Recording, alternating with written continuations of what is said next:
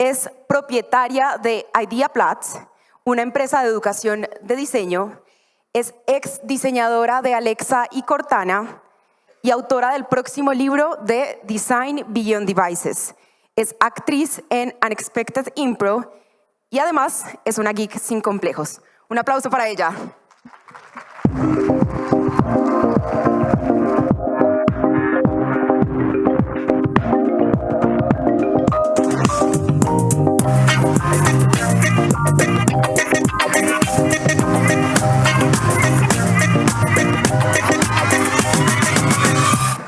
Buenos dias, Medellin.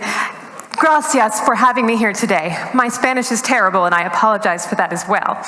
But I am so honored to be here speaking to you today. It's my first time speaking in South America, and I've really valued learning about what's going on here and how design is evolving differently than in North America and in the Northern Hemisphere. So please feel free to say hello and share some stories over the rest of the day if you see me. I'm here to introduce a new topic to you, Opti-Pessimism, designing for the best case and building for the worst. As was mentioned before, my career path has been a little non-traditional. I love variety, and so I've kept an eye out for new and exciting opportunities. That's taken me from the beginning of my career, where I was working on video games like Disney Friends for the Nintendo DS, through server software like Microsoft Azure, Windows Automotive, doing design for automotive vehicles, and later in my career, both Cortana and Alexa. I'm currently employed by the Bill and Melinda Gates Foundation doing design for nonprofit information technology. And if you want to know more about my personal career in Spanish, I had the honor of being interviewed by El Colombiano, and that was featured in the paper yesterday. So feel free to check that out later if you want to know more about that rather unique career path. So I want to make it clear that today's topic applies to all designers and researchers. It does not matter whether you're working on a grand AI-powered experience or whether you're working on a traditional website. I know that the keynotes this week, which have all been excellent, are painting this broad picture of the future.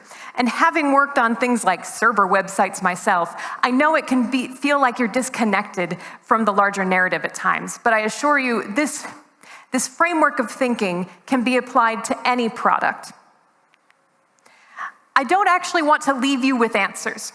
I want to leave you with critically important questions and 4 techniques for really questioning the work you're doing, the impact you're having. I'll also try to connect some of this talk to some of the other topics that were discussed this week. So the first thing I want to do is a little survey. In the United States, and probably in a number of other countries, but I never want to assume, we have this proverb about filling a glass up halfway with water, and how you can tell optimists from pessimists by how they describe the glass.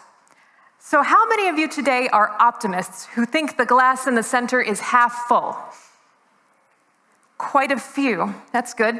I see a lot of optimistic designers. Now, how many of you in the audience are pessimists who both think the glass is half empty and think it's unfair that I put you second? Great. We need both perspectives today. Neither is right. We need to look at both sides of the coin. So I'm happy to see that we have people approaching the problem from both angles. For years in our industry, our design glass was half full. We had more happy paths in our design and less edge cases. Now, by happy path, we mean the experience that 80% of your customers will have.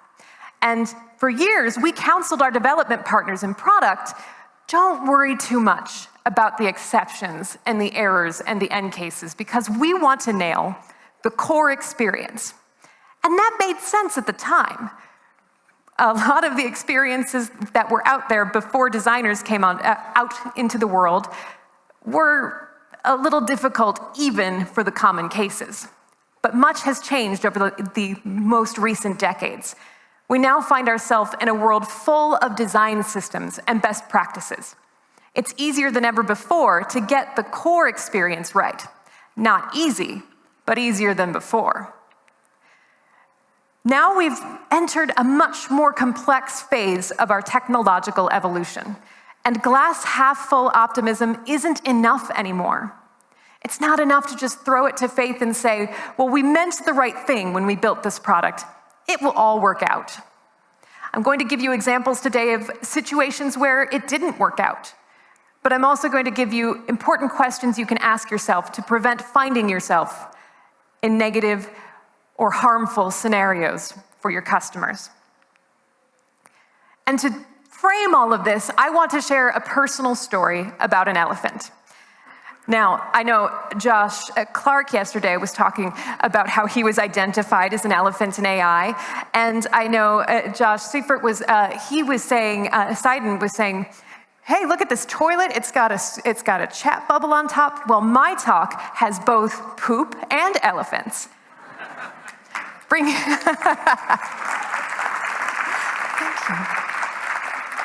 So this is not a story about a metaphorical elephant. This is a heffalump from Winnie the Pooh, I'm a big Disney fan. This is a story about an actual elephant. This is a photo I took on a day very close to the events in question. This story is a reflection on the danger of unchecked optimism, on thinking everything will work out fine. It doesn't always if you don't ask the right questions. In 2014, I had the great privilege of teaching a week of design workshops at the iHub in Nairobi, Kenya. It's a wonderful tech incubator and one of the leaders in UX research on the African continent. It was a very fulfilling week, but it was kind of a once-in-a-lifetime trip. So I arranged for a safari after my workshops were complete. Pikachu and Catbus came along with me. They're very good safari partners. This was a little bit out of my comfort zone. We were staying in a tent. There was a tarantula under my bed, but mostly the safari went fairly smoothly.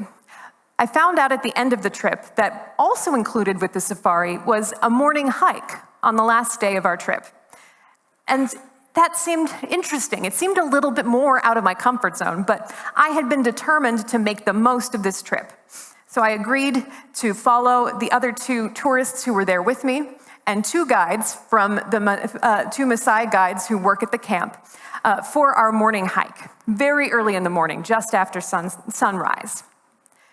And our experienced guides, as we walked through the Masai Mara, this large historic wildlife reserve, demonstrated how to identify dung from various animals along our path.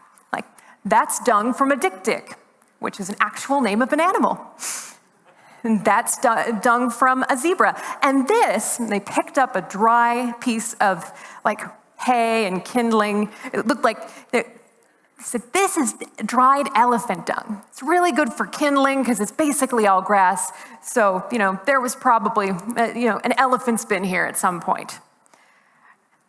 My inner monologue, I'm like, wow, oh, okay. Dry elephant dung. Well, it's really good that it's dry. Everything's fine.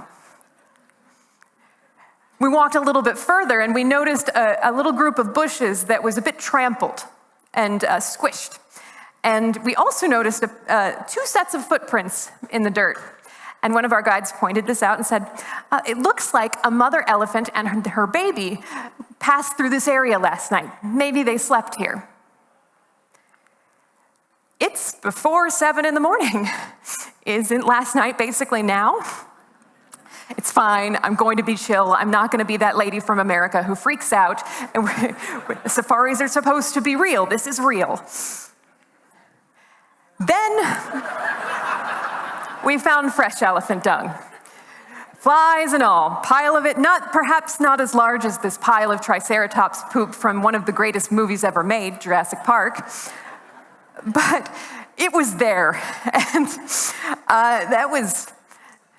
I was having a hard time dealing with that. But it's like, fresh elephant dung. The guides did not seem concerned about this. And again, I did not want to be that lady from America freaking out when everybody else is fine.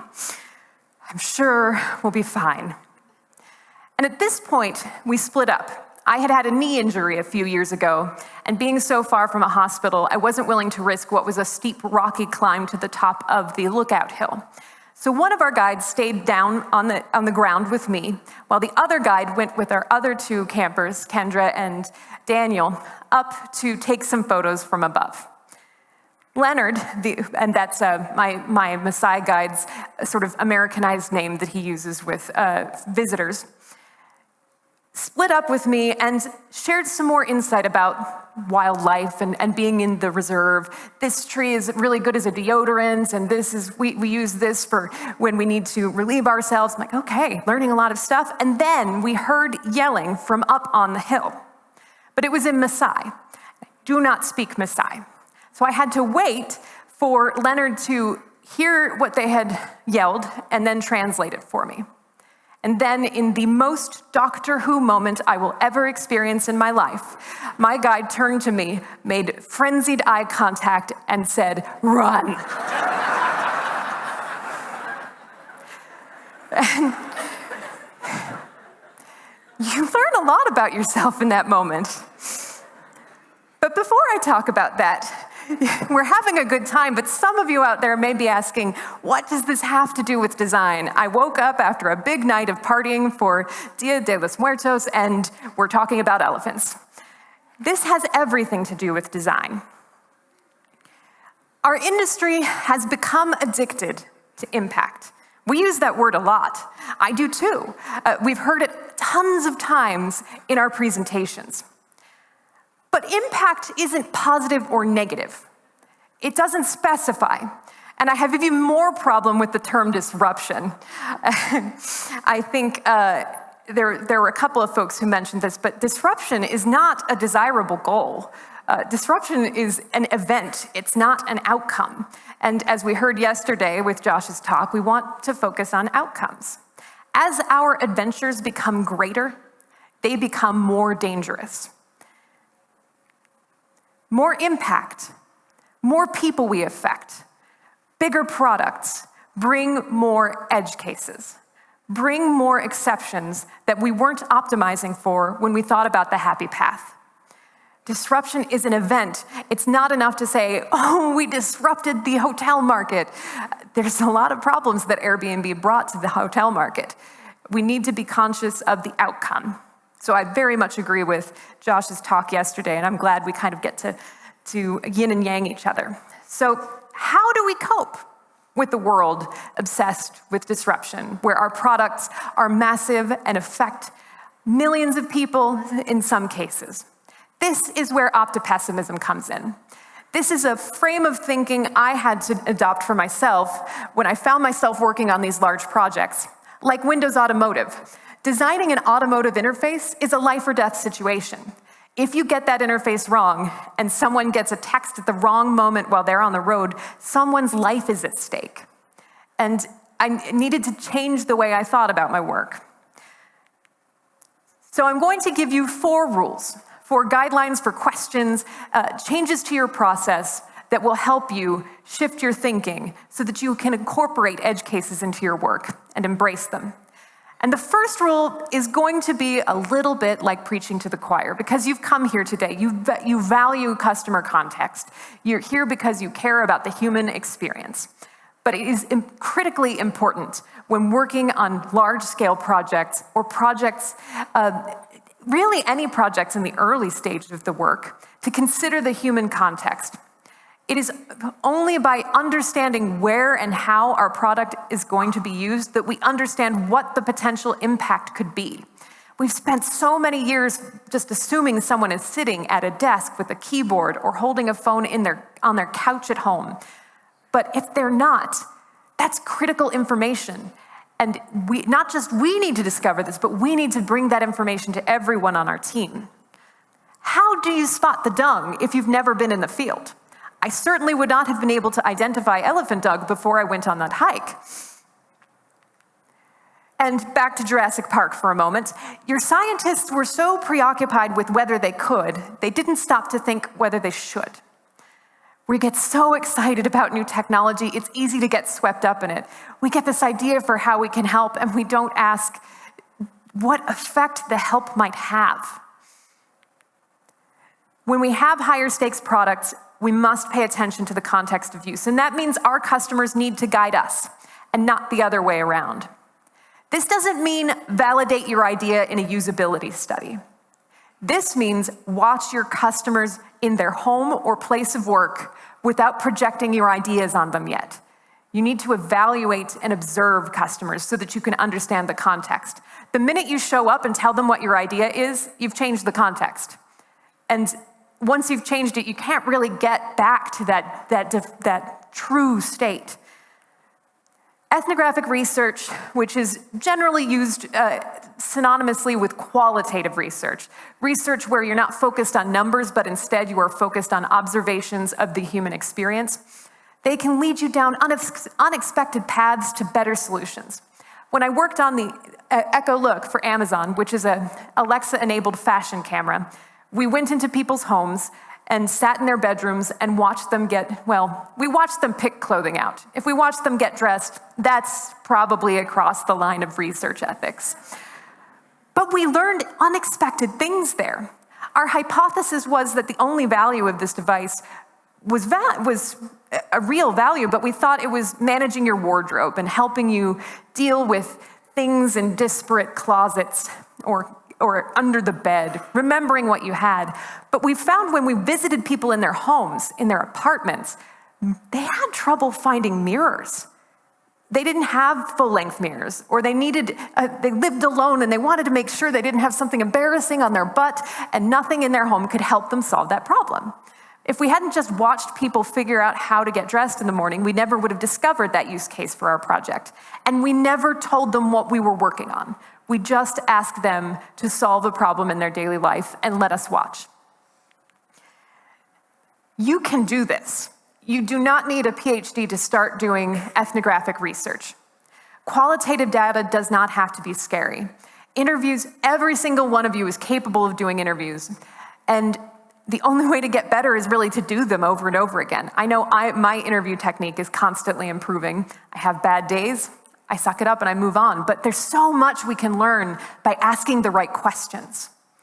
And even if you can't get to where your customers are, there are some excellent tools like Dscout now that allow you to ask your customers to basically send you journal entries about their life. Take a picture, send you a quick text. So there's ways to discover how your customers live. So I encourage you to consider adding ethnography to your toolkit. I know maybe you've been working at a large company for a while and you've just gotten in this rhythm of usability testing. Take a look at one of these books. This is Practical Ethnography by Sam Ladner and Interviewing Users from Rosenfeld Media by Steve Portugal. These are Bibles that I use when I'm preparing for an interview project. And I encourage you to bring that into your own work as well. Be curious, learn your customer's context, and then share that context with your team. And I wanted to point out here that once we have our observations from our research, that's when we need to start using our storytelling techniques as designers to create the distancing effect that Maritza talked about yesterday.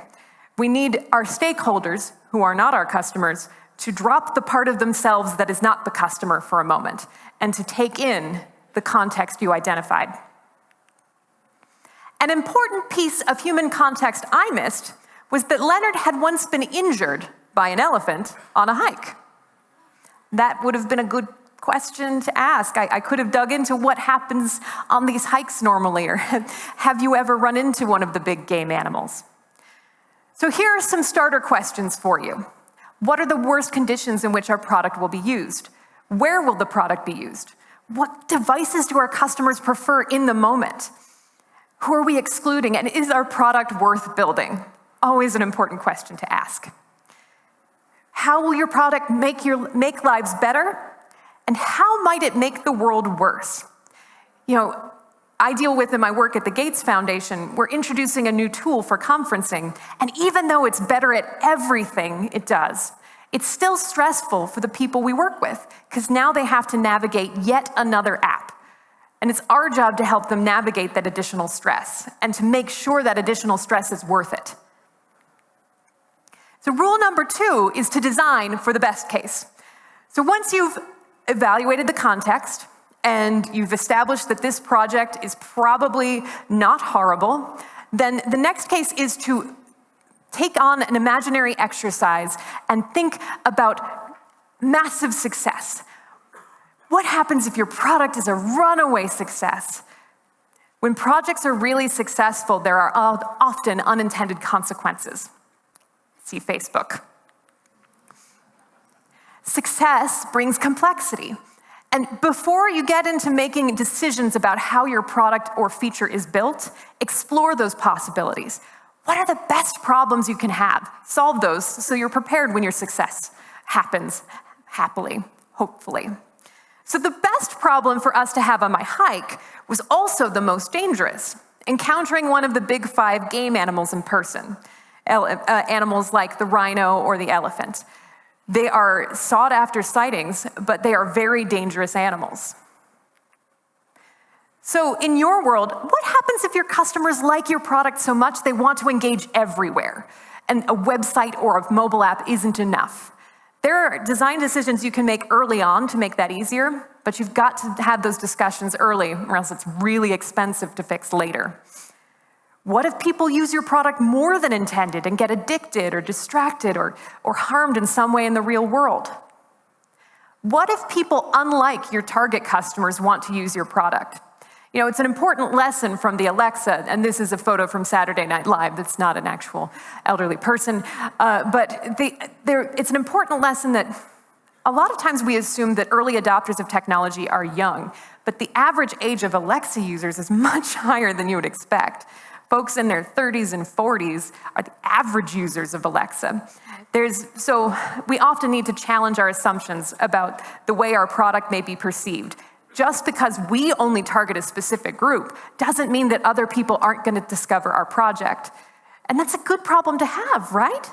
We want more people using our product. But if we exclude them, then they'll never adopt it. You've dropped an opportunity on the table. To get yourself thinking about what other people might be coming to your product, if you haven't yet discovered it, Microsoft's Inclusive Design Toolkit includes activity cards to jumpstart your thinking, both on what types of people might use your product and more fundamental things like how to approach accessibility in your product.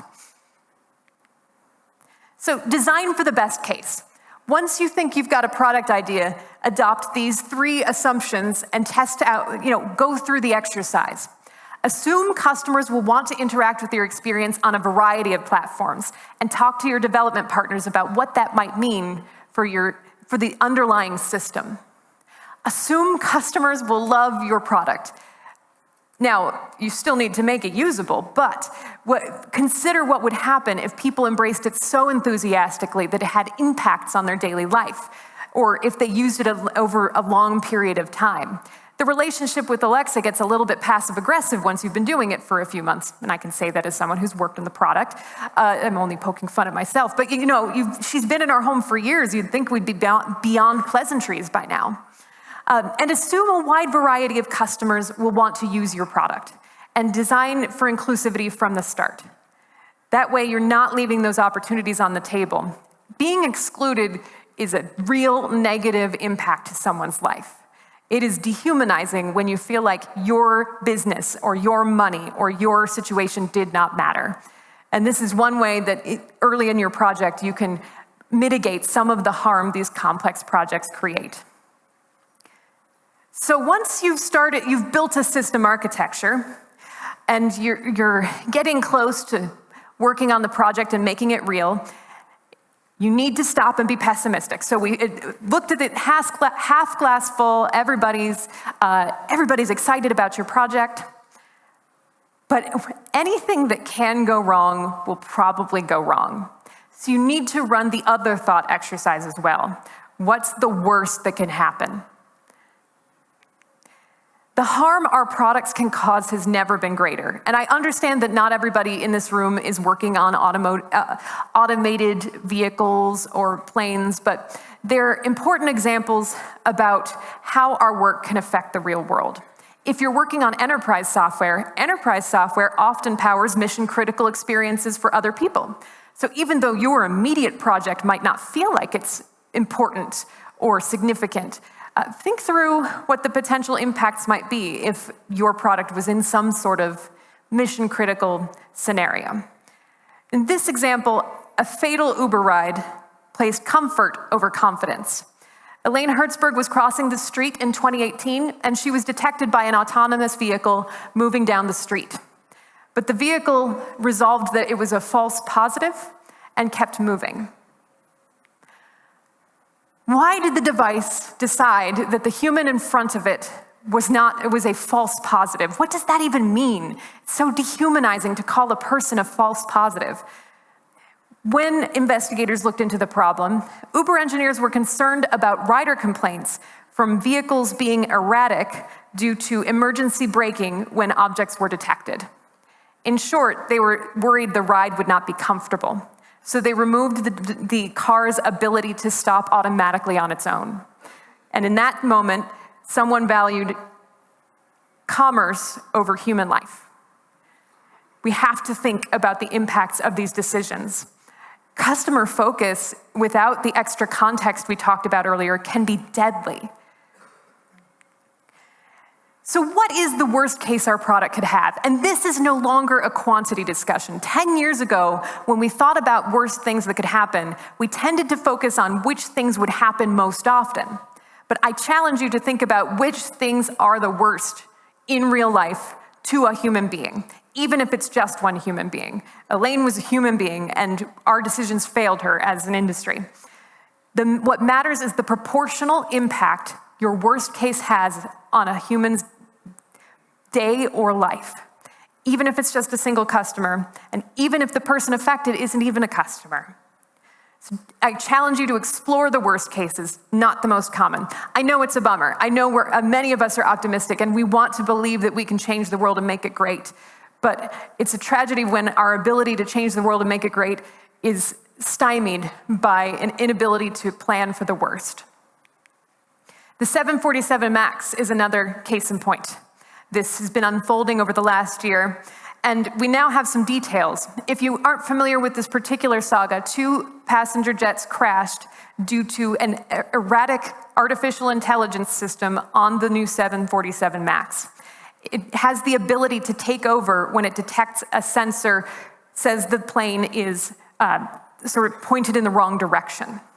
But the way the AI worked removed the human agency of the pilots. They could not override the system.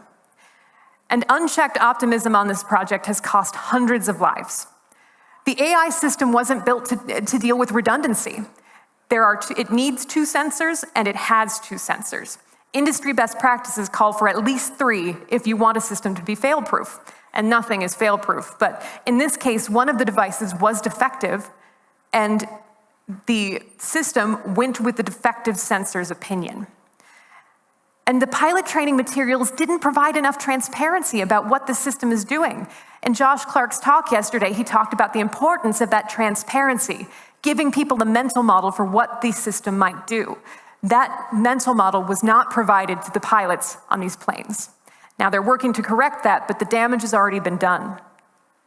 It is our job to make sure our products function without causing harm, even in extreme circumstances, even when it's hard. We can't just blame sensor failure or say that it was an engineering problem. We're better than that. We're smarter than that, and we're more capable than that. Explore those tough questions before the cost is too high. And it does mean you, even if you're not working on life or death systems. There was a particularly impactful problem for Alexa a while back, where somehow a family accidentally triggered a series of events that caused recorded messages to be sent to random people on their contact list. That isn't a life or death impact, but it's a violation of privacy and trust. And there are ways that designers could have mitigated this situation by putting barriers in place, adding friction, like Maritza was talking about yesterday. Sometimes friction is required. Now, to end this particular section with a good story, the state I live in the United States, Washington State, has mail-in voting. There are no polling places. You put your ballot in the mail or in a ballot box, because for a long time you'd have to put a stamp on to get it into the mail. The folks engineering the ballot boxes were excellent Opti-Pessimists. They designed ballot boxes that could handle large volumes of votes, but they asked themselves, what's the worst thing that can happen with these boxes? Lost votes, disenfranchised voters, and possibly even impacts to our democracy itself. Many races are won or lost on a few hundred votes, and those boxes hold more than a few hundred ballots. So they designed for the best case and built for the worst. These things are like tanks. There's no way you can get anything but an envelope in there. And they were like, we really want this to withstand like the force of a vehicle. And it's a good thing they did. Opti-Pessimism does take effort. They spent a lot of time and money developing these ballot boxes, but not only did the worst case happen and they were prepared, but their preparedness turned into a product opportunity. Now there are states all across the United States who want that ballot box because they've seen what it can do.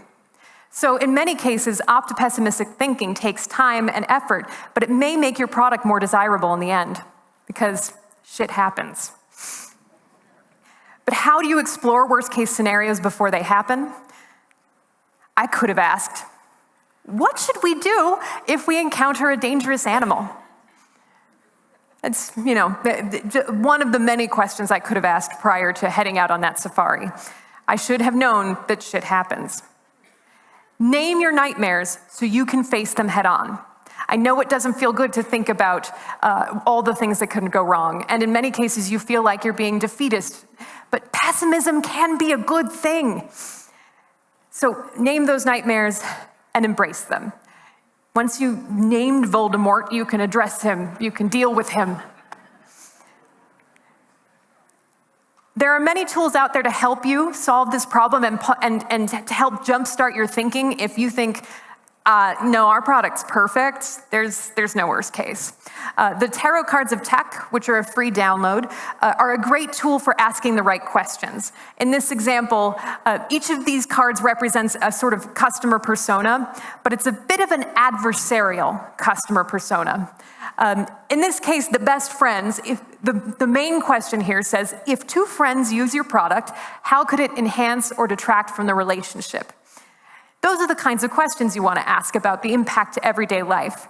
The Snapchat streaks are ostensibly positive, but sometimes people have fights because of them when a streak was broken accidentally. And there are toolkits to help broaden your perspective as well. If you're interested in the work that Josh Clark was talking about yesterday regarding AI, there are a number of AI toolkits, one from Microsoft and one from Google, that talk about different ways to approach AI problems ethically. Now, I don't think large corporations should be the end-all arbiter of ethics in AI, but these are good places to start. So ask yourself, what happens if success for you is not success for the customer? If you're too successful, do you cause addiction or stress or broken relationships? And how will customers abuse your product? Twitter never asked that question, and it is a very hard problem to unroll. A person is great, people are terrible.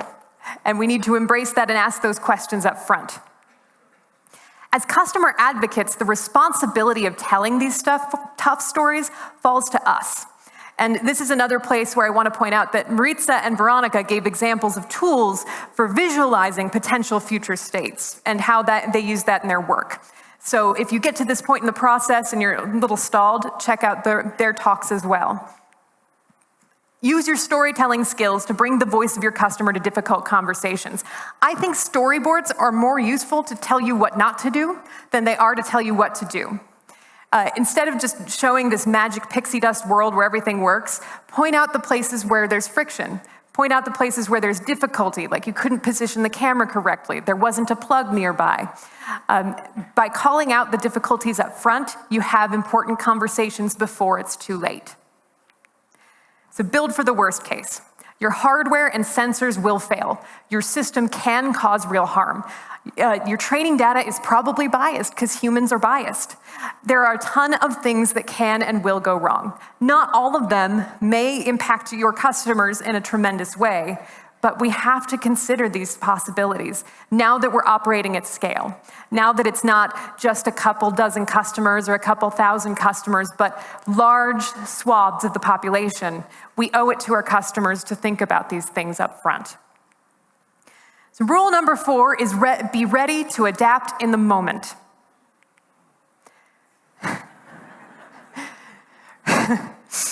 Run. That's a change, that's a stimuli you're getting that you didn't expect, and you've got to pivot when someone tells you to run. And I learned a lot about myself. I'm really glad that it turns out I run before asking questions. So he said run, I ran. And I just started following Leonard, and as we ran, then I asked the question like, hey, why are we running? Elephant. Right. Should have seen that one coming, as all of you may have. Conditions change quickly, but at the same time, we can't foresee all the ways our system will fail. Like, I couldn't have foreseen that maybe maybe an elephant would show up, but would she have a baby? It'd be a mother elephant? As much as we spend time going through the pessimistic edge cases, we're gonna miss some things. We're human. And that's why it's important to build processes and tools in place to let you adapt after your product is released. Should you adapt at the speed of the internet? The Tay.ai chatbot from several years ago learned and adapted its language as people tweeted at it, and within a couple of days, it was a horrible, racist, angry bot. And the only way that Microsoft had to adapt was to shut it down, but to their credit, they did shut it down pretty quickly. And that's a process victory, because in many cases at large companies, taking a product off the market or pressing pause is a very complicated discussion. So, how can you prepare for that up front? What if a feature causes physical or emotional harm? What seems totally harmless up front, Facebook's On This Day, brings up memories of dead loved ones and traumatic events in people's lives. And they're still doing this. I mean, they kind of amped it down a little bit, but I still see friends complaining about Facebook just reminded me of my divorce. You're like, we have to build products that we can adapt after they're out. Design at scale requires embracing uncertainty. As Josh Clark pointed out yesterday, we don't control the experience when AI gets involved. It's emergent, it learns over time. And so more attention on AI systems must be given to the errors than the desired outcome. This is especially true in voice design, which I've spent a lot of time and passion on. A normal conversation seems like it doesn't need design at all. Alexa, play some music. Okay, but when things go wrong, there's no connection, you don't have a music subscription, she didn't recognize the music, that's where all the interesting design comes in. So we're gonna be spending more and more time focusing on the error cases. We need to embrace them. Most AI cannot explain itself. Your AI is not gonna show up and say, hey, I learned a really troubling new behavior. And what's worse is if you see a troubling behavior, the AI probably will not tell you what taught it that. No, we will never know why Deep Dream, the Google visual AI, is so deeply creepy. Placing faces and drawing these things. We don't know where it kind of learned that behavior, what spark caused this sort of uniqueness. We just have to adapt. And if we talk about Josh Seiden's sense and response loop from yesterday, this is the sense step. You need to build systems in place to both enable you to sense things and enable you to respond to things. And this does take upfront effort a lot of the time. So pair those nightmare scenarios you just named, so pair Voldemort with metrics designed to indicate a turn for the worst. And then, once you've figured out, okay, if we see usage in this particular feature increasing too much, that might mean it's a problem. Pair that hypothesis with a proposed solution or plan of action. The remediation could be pushing out a patch, or it could be escalating an ask to shut up an app down. How does your organization support the ability to respond in the moment? And does this whole thing, the metrics and assigning value to metrics and looking for patterns sound like artificial intelligence? Because it should. AI, as Josh mentioned yesterday, can help you detect some of these changes. So in some cases, the AI may not know what the changes mean, but it can offer you a pattern of strange behavior, and you can use your human strengths to figure out what should happen next. A relevant hiking metric, freshness and source of dung. And we should probably have a metric or a proposed solution. If we encounter a steaming pile of elephant dung, how do we respond? Yes, run. We've got folks have been paying attention. So build a system that helps you respond to surprises in real time. You won't be able to have a solution for everything, but at least have processes in place to try. So be ready to adapt in the moment. Ask yourself, what signals might we watch for that our product is not working as intended? Where is the highest risk? And where might our awareness gaps be? Where does our team lack the appropriate diversity to understand the impact to disadvantaged folks? What's our rollout plan? Are we doing it gradually? Do we have a way to pause? And do we have fail-safes in place for device failure or other problems in the field? And this is a fun project management challenge, but are we committing to revisiting the product with resources to make changes later? How many of you have ever had a product that went back after launch and fixed things within the first month? I don't know if I see any hands. This is a long road, but we should start having these conversations too. So, I left you on a little bit of a cliffhanger. How about that elephant? So we ran, and the worst case got worse. This whole Serengeti is full of acacia trees, which have spikes. So we are running for our lives through spiked acacia trees, getting scraped up. And then we hit a crevasse. It's like someone wrote a cartoon. There's this crack in the ground where cattle had been going up the hill to get water during a drought. And we had seen it before, so I knew it was there. We're running, we're going, and then my theoretical elephant became a contextual elephant. It walked out from behind a bush, and then I was the closest person to that elephant. And it wasn't Disney World, there were no fences, it was just me and that creature. I was so distracted by the transition to contextual elephant that I started thinking to myself, like, you know, when you have a 90% chance of being trampled by an elephant, you probably need to start questioning the life choices.